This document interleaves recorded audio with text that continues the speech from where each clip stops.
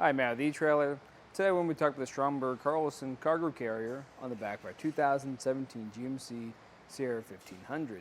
Now, today we're mainly just going to be focusing on how this carrier interacts with this truck. Now, what I like about a cargo carrier and a truck combination is this is going to be more so for your extra dirty items that you don't want getting your bed all messy. So, whether you have just some regular items that are very wet, have some grime on them, or if you just went out hunting, you want to put any of your game back here, you can do that. Now I will say this one's going to have some lower sidewalls, but let's focus on what the specs are going to look like this one first. So this is going to have a weight capacity of 500 pounds, so you can throw quite a bit back here. It's also important you just check what your vehicle is rated for and the hitch too. Make sure you don't damage anything. But we're going to have plenty of space, so even if you have a larger cooler, a bunch of chairs back here, or a decent sized deer, this will fit back here just nicely.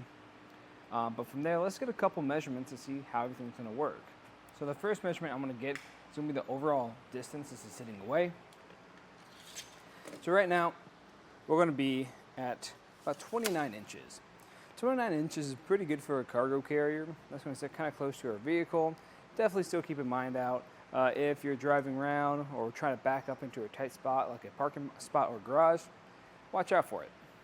Now for the ground clearance, that's going to be about 18.5 inches. So if you have a pretty heavy load back here, just keep an eye on it to make sure when you're going up those steeper inclines, you're not going to make ground contact anywhere on a steep hill or a driveway. Now, we can still use our tailgate with this, but there are going to be some limitations. So if you have this loaded up, if I try to lower this down, then if you have like a taller item like I have here, it might make contact. So I might be able to adjust that just a tad bit. There we go. So we're almost making contact, but the space we have underneath here is going to be about 11 inches. So 11 inches until you're going to be making contact with your tailgate, which is good to know. So if you have some more low profile items back here, it'll work just fine. Anything taller, you probably have to unload it first.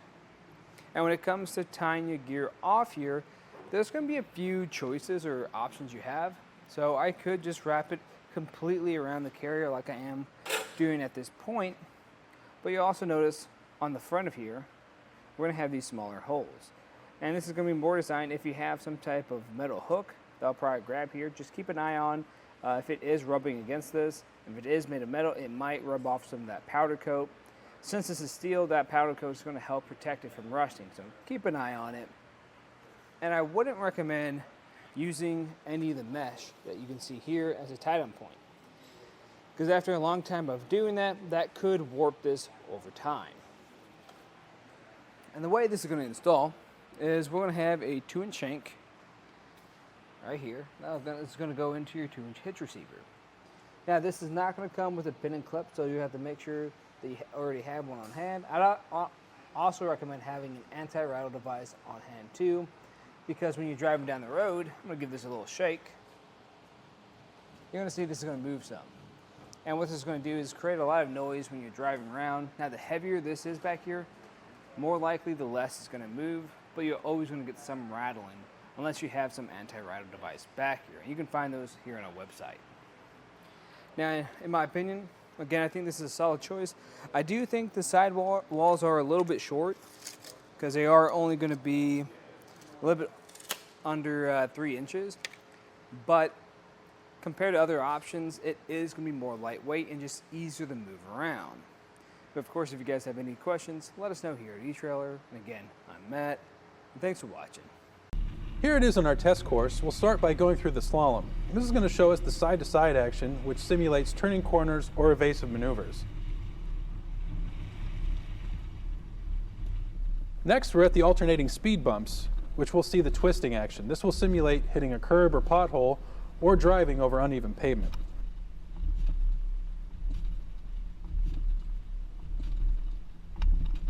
Finally, we have the full speed bumps, where we'll see the up and down action, which is just like driving out of a parking lot, garage, or driveway.